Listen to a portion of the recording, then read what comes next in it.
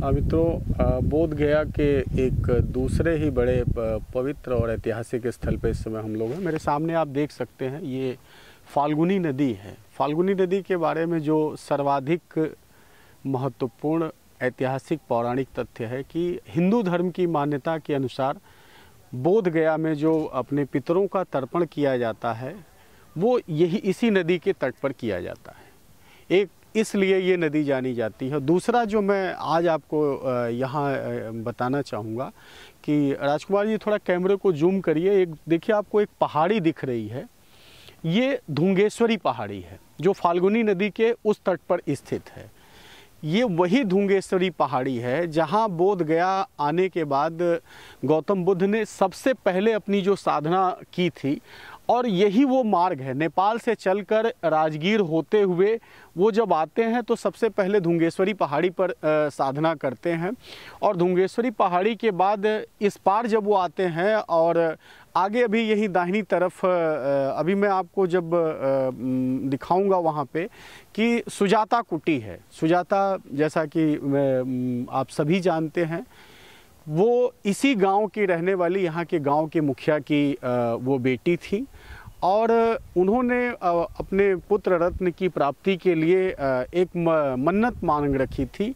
तो उस समय भगवान बुद्ध का एक अनुष्ठान चल रहा था। उन्होंने जो भी उस समय उनको गुरु दीक्षा देने वाले लोग थे, जो उन्होंने मार्ग बताया था, आप सभी भगवान बुद्ध के बारे में एक अच्छी है कि 84 गुरु उनके थे, और जिसने जो कहा उन्होंने उस काम को पूरी संपूर्णता से किया।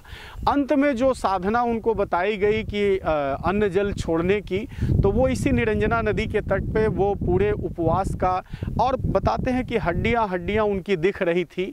और यहाँ पे जिस निरंजना नदी के तट पे वो साधना कर रहे थे, अभी यहीं से मुश्किल से 200 मीटर की दूरी पे सुजाता कुटी है।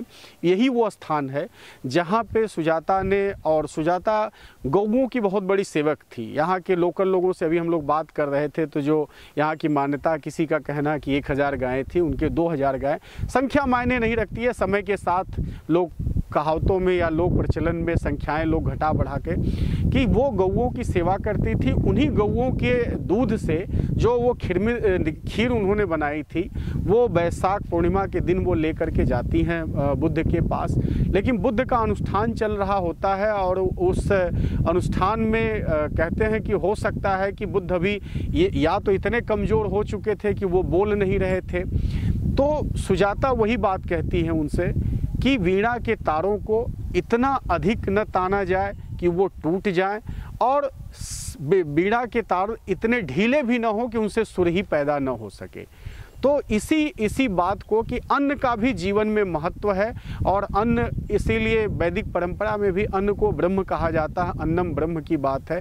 तो वो भगवान उस खीर को ग्रहण करते हैं, और उसके बाद ही यहाँ से उठ करके वो बोध वृक्ष के नीचे वहाँ बोध गया चले जाते हैं, जहाँ से उनको ज्ञान की प्राप्ति होती है। तो इसीलिए इस स्थान का इतना महत्व है कि यही जैसे भगवान राम के वनगमन पथ का अपना महत्व है, तो भगवान बुद्ध के भी नेपाल से चल करके और बोध गया तक आने के ये जो 2-3 स्थल हम आपको दिखा पा रहे हैं, धुंगेश्वरी पहाड़ी है, निरंजना नदी के तट पे सुजाता कुटी है, और उसके बाद महाबोधि मंदिर बोध गया जो है। तो मैं समझता हूँ ये बड़ा रमणीक स्थल भी है। राजकुमार जी जरा कैमरा अपना उधर की तरफ ले जाइएगा। ताड़ के बड़े बड़े वृक्ष भी इस तट पर स्थित हैं, इनकी भी छटा बड़ी अद्भुत और निराली है, आप देख सकते हैं।